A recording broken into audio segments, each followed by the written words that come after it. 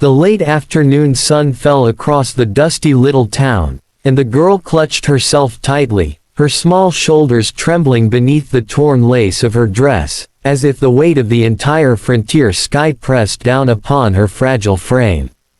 She stood before the fence, staring past the old wooden rails at the bearded rancher who towered above her, his shadow stretching long and heavy across the ground. The silence between them was thick, broken only by the distant cry of a hawk circling the barren hills.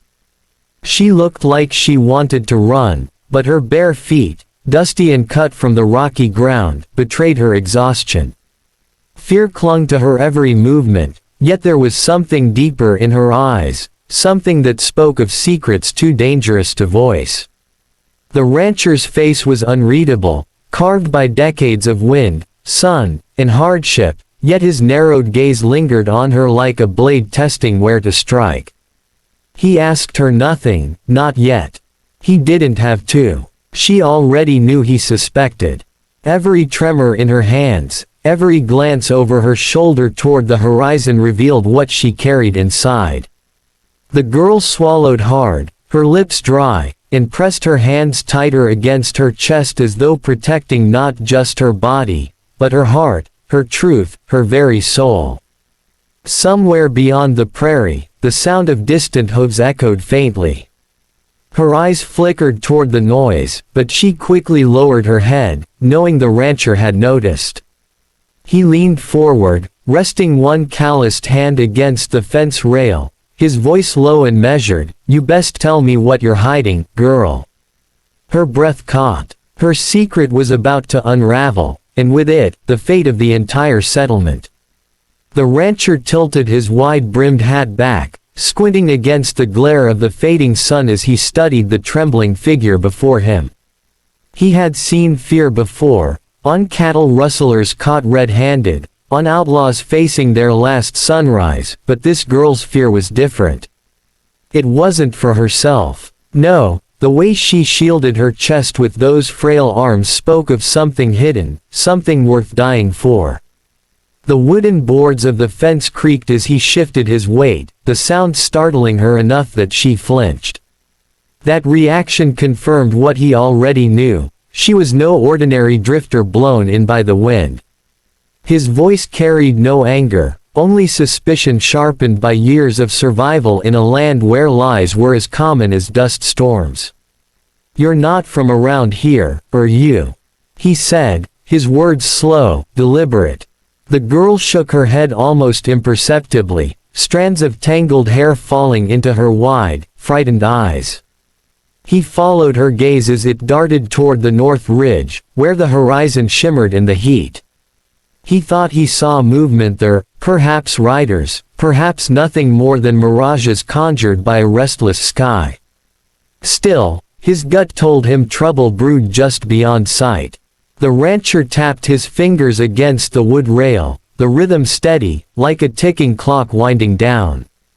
"You hear that?" he asked suddenly, and the girl froze. Far off, hooves beat against the earth, slow but certain, like drums of war.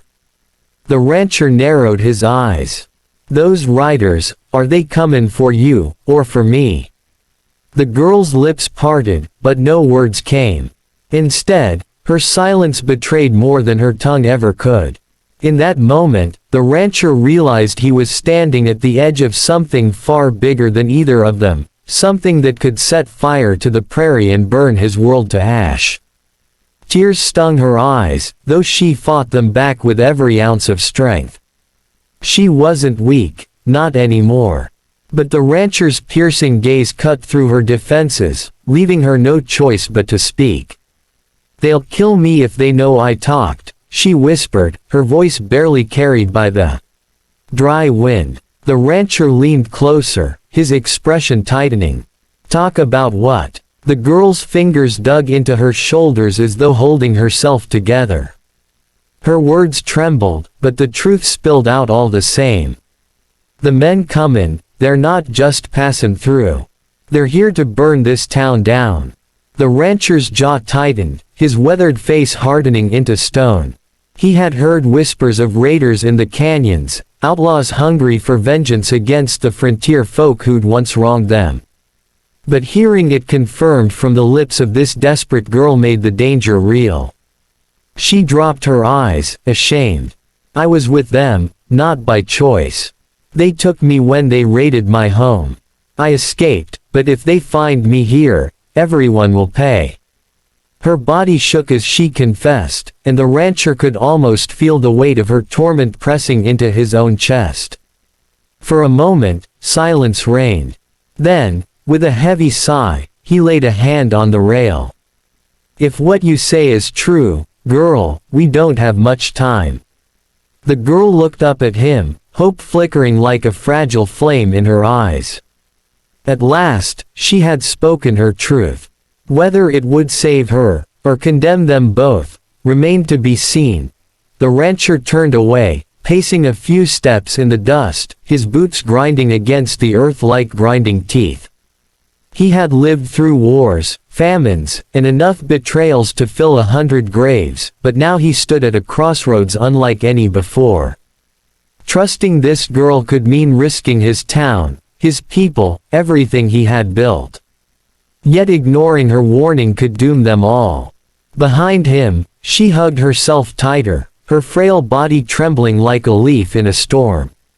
He glanced back, seeing not just fear in her eyes, but defiance too, a spark of courage buried beneath layers of suffering. That was what made his choice harder. Why come to me? He asked sharply, testing her resolve. She swallowed hard before answering. Because you're the only one who might stand against them. The others, they'd run. Her words struck like a bullet. He had always carried himself as a protector, a man of principle, but the weight of such expectation was heavier than iron chains. Still, in his gut, he knew she spoke true. A line had been drawn, and the enemy would cross it with fire and blood. He could walk away, pretend none of it was his concern, but then he'd be no better than the men who had already abandoned the girl to her fate. His hand brushed the butt of his revolver, worn from years of use. The decision was made. He turned back to her, his voice firm. If they want you, they'll have to go through me first. Relief washed over her features, though fear lingered.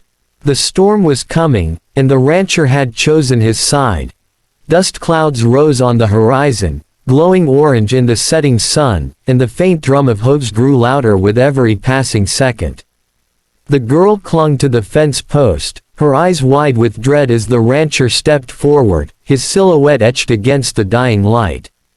The town lay quiet behind them, its people unaware of the fury racing toward their door. The rancher's gaze was fixed on the horizon, his jaw set like stone. They'll be here soon, he muttered, almost to himself. The girl shivered, wrapping her arms around her body, her heart thundering in her chest. There's more of them than you can count, she whispered, her voice cracking. You can't face them alone. The rancher didn't answer right away. He adjusted his hat, the brim casting his eyes into shadow, and rested his hand firmly on his revolver. Alone or not, he had already chosen to stand. The dust plume grew larger, shapes beginning to form within it, dark riders, their silhouettes cutting through the haze like phantoms from a nightmare.